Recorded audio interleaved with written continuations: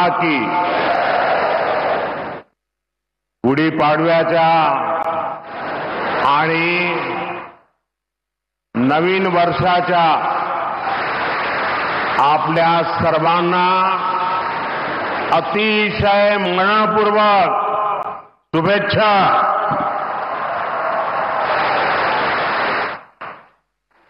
कार्यक्रम में उपस्थित परम पूजनीय सरसंघ चालक जी डॉक्टर मोहन भागवत जी, स्वामी गोविंद गिरी जी महाराज, स्वामी अवधेशानंद गिरी जी महाराज, महाराष्ट्र के लोकप्रिय मुख्यमंत्री देवेंद्र फडणवीस जी, केंद्रीय मंत्रिमंडल में मेरे साथी नितिन गडकरी जी,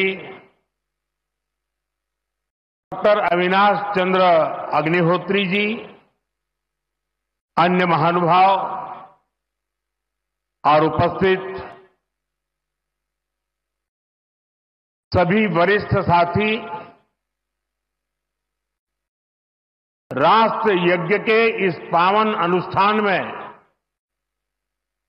आज मुझे यहां आने का सौभाग्य मिला है। आज चैत्र शुक्ल प्रतिपदा का ये दिन बहुत विशेष है। आज से नवरात्रि का पवित्र पर्व शुरू हो रहा है। देश के अलग अलग कोनों में आज गुड़ी पड़वा, उगादी और नवरेह का त्योहार भी मनाया जा रहा है। आज भगवान झूलेलाल जी और गुरु अंगद देव जी का अवतरण दिवस भी है। ये हमारे प्रेरणा पुंज परम पूजनीय डॉक्टर साहब की जयंती का भी अवसर है और इसी साल राष्ट्रीय स्वयंसेवक संघ की गौरवशाली यात्रा का 100 वर्ष भी पूरे हो रहे हैं।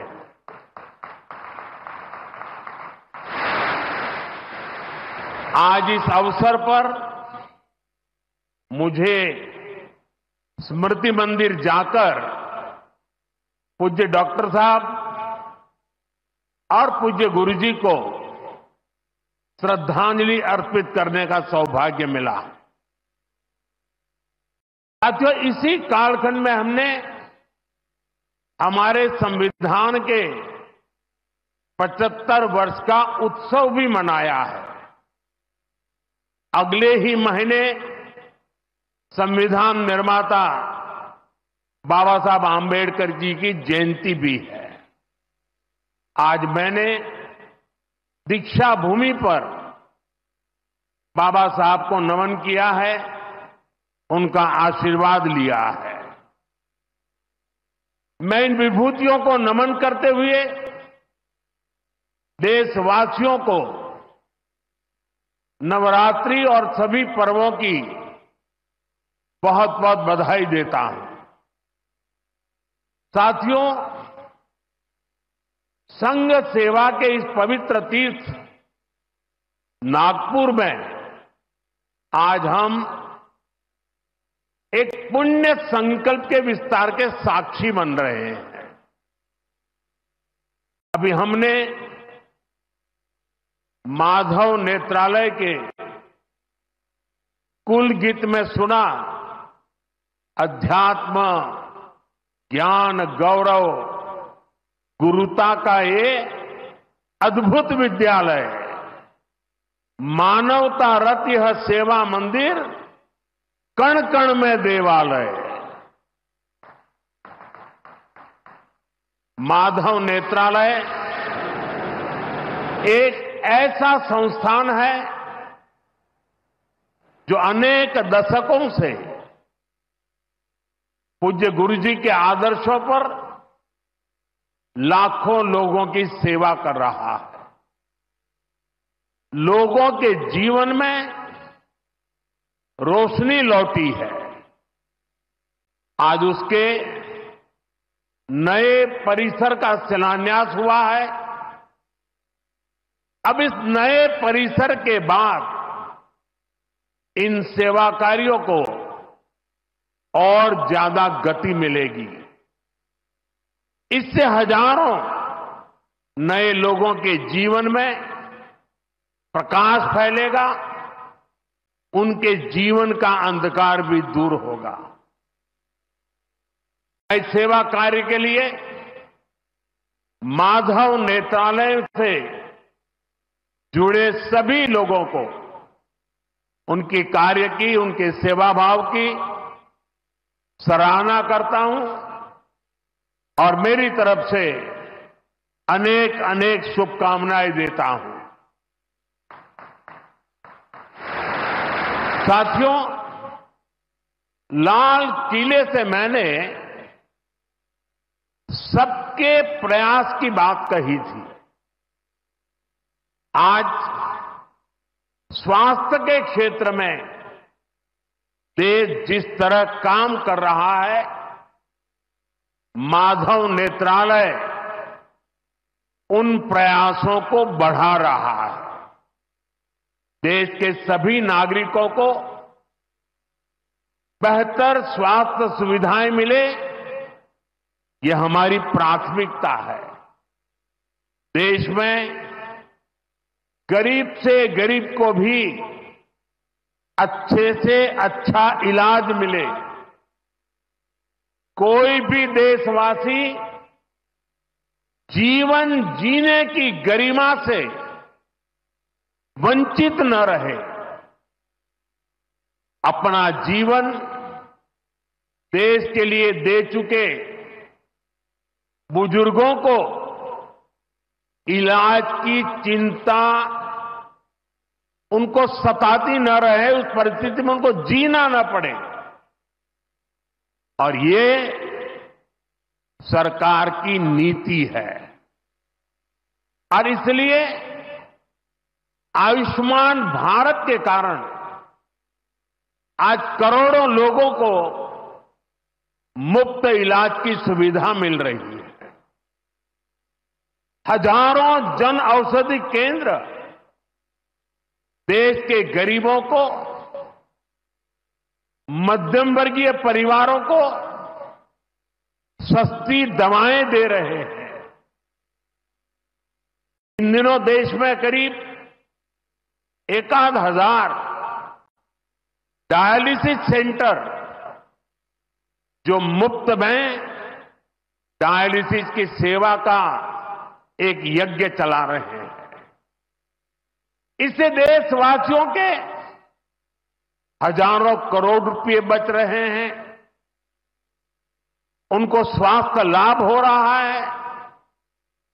बीते 10 साल में गांवों में लाखों आयुष्मान आरोग्य मंदिर बने हैं, जहां से लोगों को देश के सर्वश्रेष्ठ डॉक्टरों से टेली मेडिसिन से कंसल्टेशन मिलता है, प्राथमिक इलाज मिलता है और आगे के लिए सहायता होती है।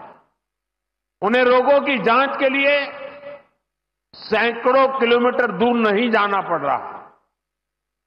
साथियों, हमने न सिर्फ मेडिकल कॉलेजों की संख्या में 2 गुना वृद्धि की है, लेकिन हमने देश में ऑपरेशनल एम्स की संख्या भी 3 गुना बढ़ाई है। देश में मेडिकल सीट्स भी 2 गुनी हुई है। प्रयास यही है कि आने वाले समय में लोगों की सेवा के लिए ज्यादा से ज्यादा डॉक्टर्स और अच्छे डॉक्टर्स उपलब्ध हो। एक बहुत बड़ा साहसिक निर्णय हमने किया। आजादी के बाद पहली बार हुआ, इस देश का गरीब का बच्चा भी डॉक्टर बन सके, उसके सपने पूरे हो सके, इसलिए विद्यार्थियों को अपनी मातृभाषा में डॉक्टर बनने की सुविधा हमने उपलब्ध कराई। आधुनिक चिकित्सा विज्ञान से जुड़े इन प्रयासों के साथ ही देश अपने पारंपरिक ज्ञान को भी आगे बढ़ा रहा है। हमारे योग और आयुर्वेद, इन्हें भी आज पूरे विश्व में नई पहचान मिली है। भारत का सम्मान बढ़ रहा है। साथियों, किसी भी राष्ट्र का अस्तित्व पीढ़ी दर पीढ़ी उसकी संस्कृति के विस्तार, उस राष्ट्र की चेतना के विस्तार पर निर्भर करता है। हम अपने देश का इतिहास देखें तो सैकड़ों वर्षों की गुलामी, इतने आक्रमण, भारत की सामाजिक संरचना को मिटाने की इतनी क्रूर कोशिशें, लेकिन भारत की चेतना कभी समाप्त नहीं हुई। उसकी लौ जलती रही। ये कैसे हुआ? क्योंकि कठिन से कठिन दौर में भी भारत में इस चेतना को जागरूक रखने वाले नए नए सामाजिक आंदोलन होते रहे। भक्ति आंदोलन उसका ये उदाहरण, जिससे हम सब भली भांति परिचित हैं। मध्यकाल के उस कठिन कालखंड में हमारे संतों ने भक्ति के विचारों से हमारी राष्ट्रीय चेतना को नई ऊर्जा दी। गुरु नानक देव, कबीरदास, तुलसीदास, सूरदास, हमारे यहां महाराष्ट्र में संत तुकाराम, संत एकनाथ, संत नामदेव, संत ज्ञानेश्वर, ऐसे कितने ही संतों ने हमारी इस राष्ट्रीय चेतना में अपने मौलिक विचारों से प्राण फूंके।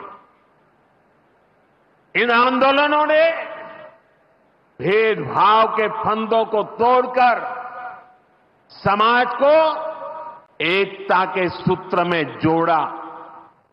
इसी तरह स्वामी विवेकानंद जैसे महान संत भी हुए। उन्होंने निराशा में डूब रहे समाज को झकझोरा, उसे उसके स्वरूप की याद दिलाई, उसमें आत्मविश्वास का संचार किया और हमारी राष्ट्रीय चेतना को बुझने नहीं दिया। गुलामी के आखिरी दशकों में डॉक्टर साहब और गुरुजी जैसे महान व्यक्तित्वों ने इसे नई ऊर्जा देने का काम किया। आज हम देखते हैं राष्ट्रीय चेतना के संरक्षण और संवर्धन के लिए जो विचार बीज 100 साल पहले बोला गया, वो महान वटवृक्ष के रूप में आज दुनिया के सामने है। सिद्धांत और आदर्श इस वटवृक्ष को ऊंचाई देते हैं। लाखों करोड़ों स्वयंसेवक इसकी टहनी ये कोई साधारण वटवृक्ष नहीं, राष्ट्रीय स्वयंसेवक संघ भारत की अमर संस्कृति का आधुनिक अक्षय वट है। ये अक्षय वट आज भारतीय संस्कृति को, हमारे राष्ट्र की चेतना को निरंतर ऊर्जावान बना रहा है। साथियों, आज जब हम माधव नेत्रालय के नए परिसर का काम शुरू कर रहे हैं, तो दृष्टि की बात स्वाभाविक है। हमारे जीवन में दृष्टि ही हमें दिशा देती है। इसलिए वेदों में भी कामना की गई है, पश्चिम शरदः शतम, अर्थात हम 100 वर्ष तक देखें। ये दृष्टि आंखों की यानी बाह्य दृष्टि भी होनी चाहिए और अंतःदृष्टि भी होनी चाहिए। जब अंतःदृष्टि की बात करते हैं तो विदर्भ के महान संत श्री गुलाबराव महाराज जी का स्मरण भी होना स्वाभाविक है। उन्हें प्रज्ञाचक्षु कहा जाता था। बहुत कम आयु में ही उनको आंखों से दिखाई देना बंद हो गया, लेकिन फिर भी उन्होंने अनेकों पुस्तकें लिखी थी। और अब कोई भी पूछ सकता है कि जब आंखों से दिखाई नहीं देता है तो उसके बावजूद भी कोई इतने ग्रंथ कैसे लिख सकता था? इसका उत्तर यह है कि उनके पास भले ही नेत्र नहीं थे, लेकिन दृष्टि थी। ये दृष्टि बोध से आती है, विवेक से प्रकट होती है। ये दृष्टि व्यक्ति के साथ ही समाज की भी को भी बहुत शक्ति देती है। हमारा राष्ट्रीय स्वयंसेवक संघ भी एक ऐसा संस्कार यज्ञ है जो अंतःदृष्टि और बाह्य दृष्टि दोनों के लिए काम कर रहा है। बाह्य दृष्टि के रूप में हम माधव नेत्रालय को देखते हैं और अंतर्दृष्टि ने संघ को सेवा का पर्याय बना दिया है।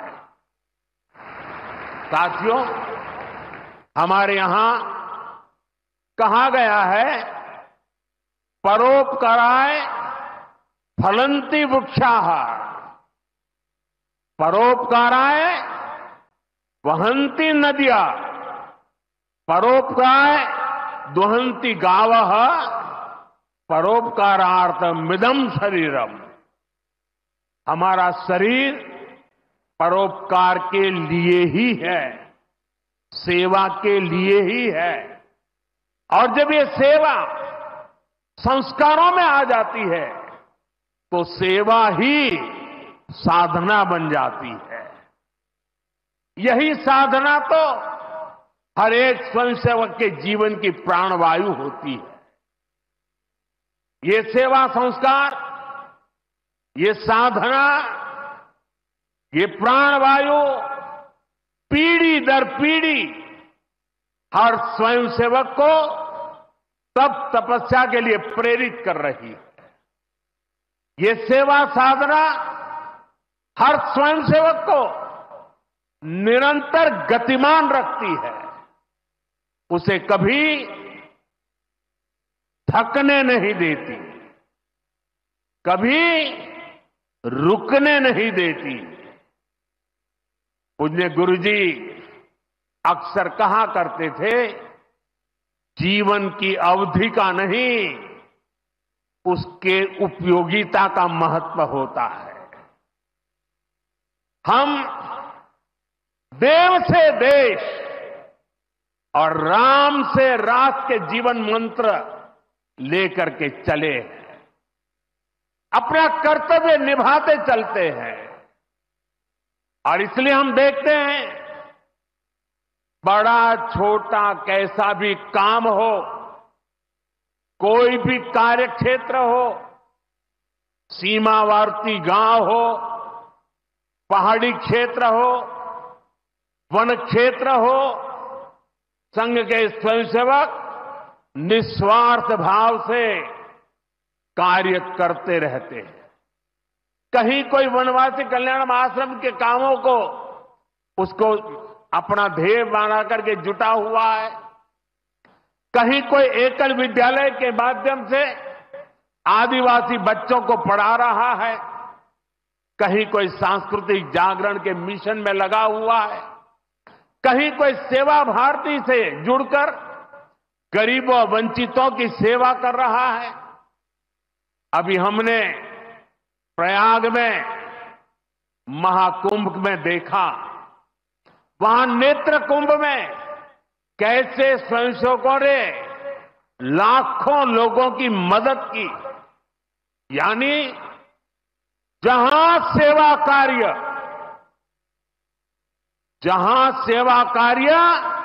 वहां स्वयं सेवक।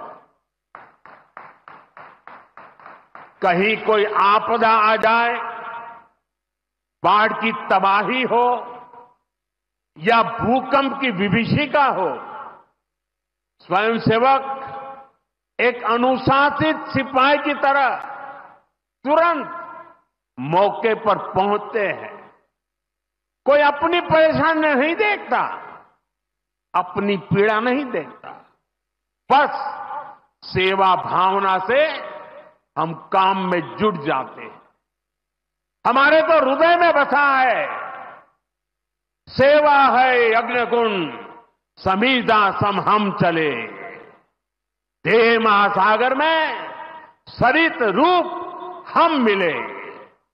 साथियों, एक बार एक इंटरव्यू में परमपूज्य गुरु जी से पूछा गया कि वो संघ को सर्वव्यापी क्यों कहते हैं।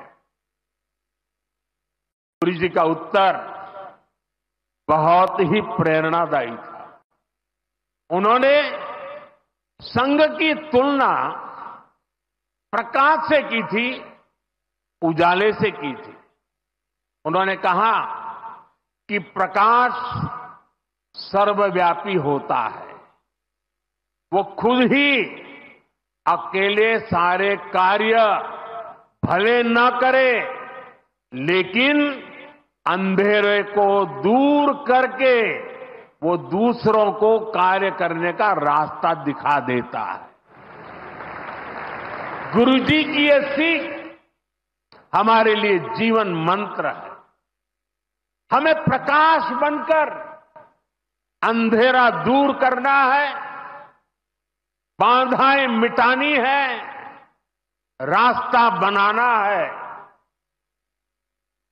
उस भाव को हम जीवन भर सुनते रहें, हर कोई कम अधिक मात्रा में जीने का प्रयास करता रहा।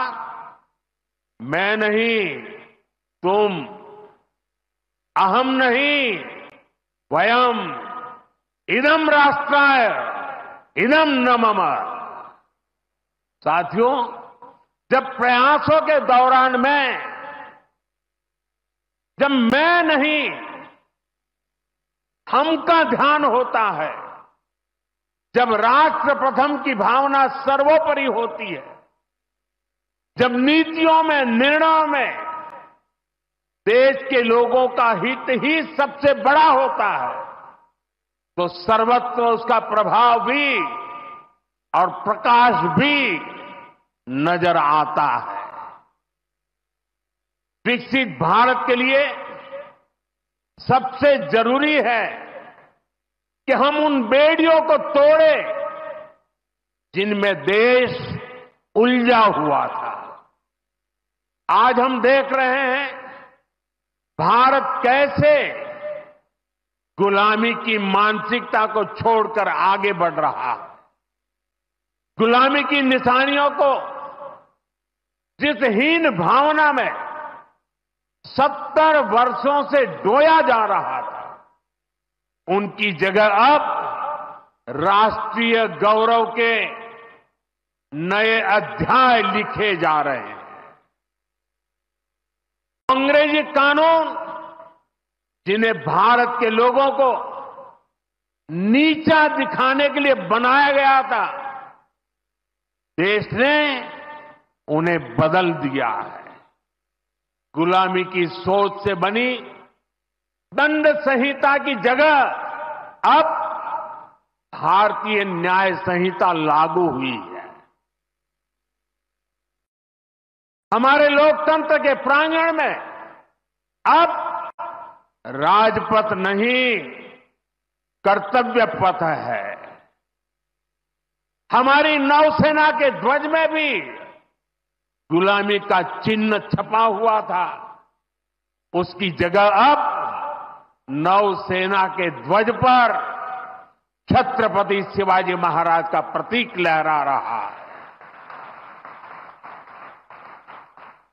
अंडमान के द्वीप जहां वीर सावरकर ने राष्ट्र के लिए यातनाएं सही, जहां नेताजी सुभाष बाबू ने आजादी का बिगुल फूंका, उन द्वीपों के नाम भी अब आजादी के नायकों की याद में रखे गए हैं।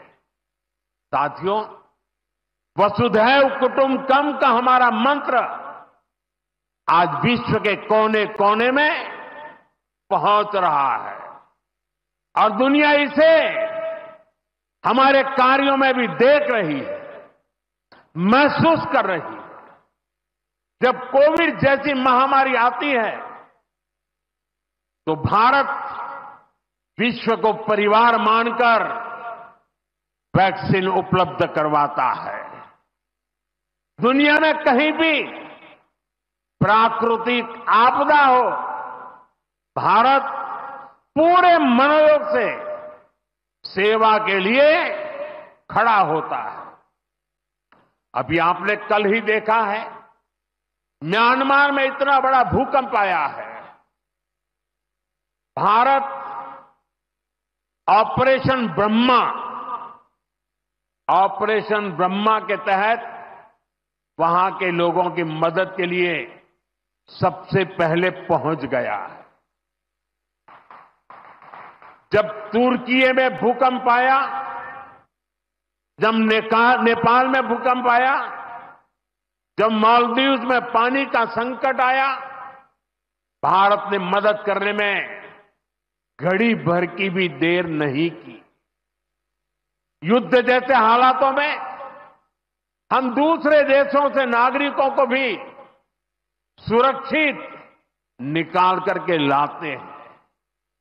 दुनिया देख रही है, भारत आज जब प्रगति कर रहा है तो पूरे ग्लोबल साउथ की आवाज भी बन रहा है।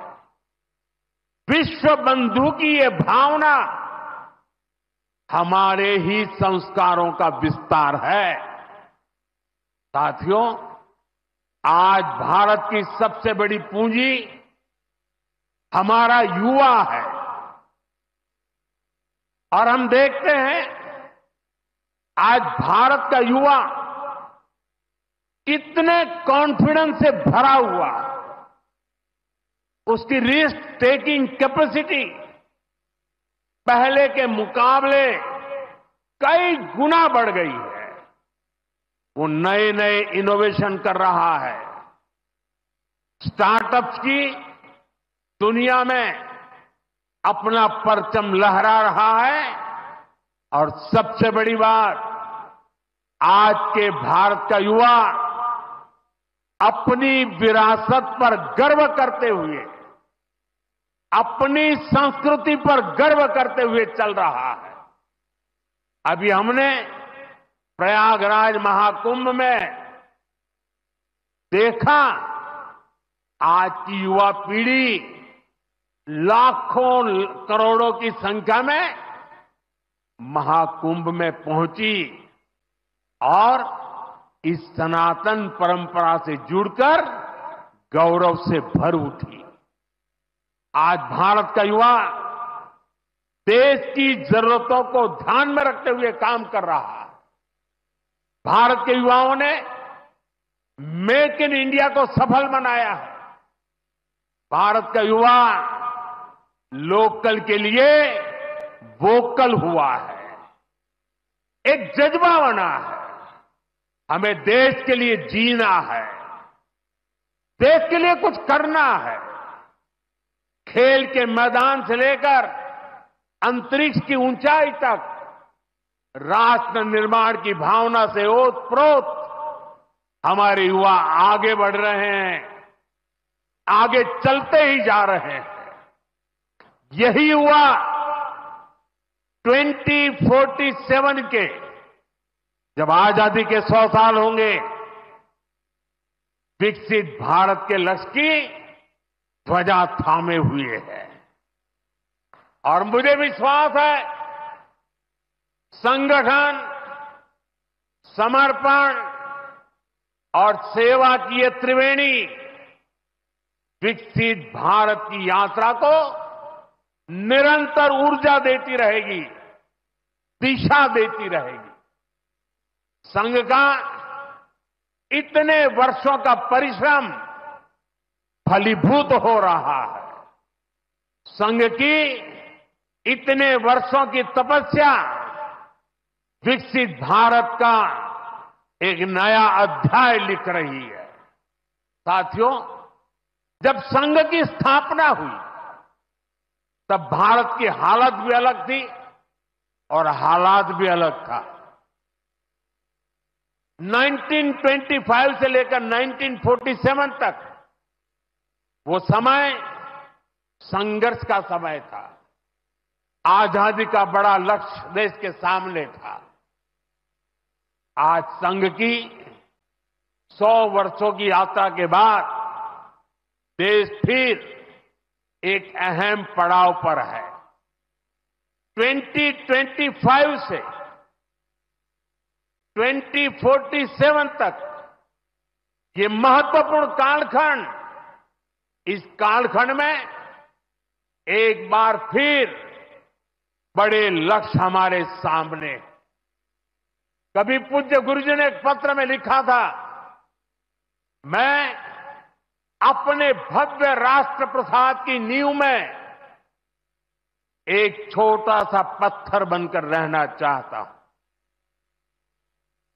हमें सेवा के अपने संकल्प को हमेशा प्रज्वलित रखना है। हमें अपने परिश्रम को बनाए रखना है। हमें विकसित भारत के स्वप्न को साकार करना है। और जैसा मैंने अयोध्या में प्रभु श्री राम के मंदिर के नवनिर्माण पर कहा था, हमें अगले 1000 वर्षों के सशक्त भारत की नींव भी रखनी है। मुझे विश्वास है पूज्य डॉक्टर साहब, पूज्य गुरुजी जैसी विभूतियों का मार्गदर्शन हमें निरंतर सामर्थ्य देगा। हम विकसित भारत के संकल्प को पूरा करेंगे। हम अपनी पीढ़ियों के बलिदान को सार्थक करके रहेंगे। इसी संकल्प के साथ आप सभी को एक बार फिर इस मंगलमय नववर्ष की अनेक अनेक शुभकामनाएं।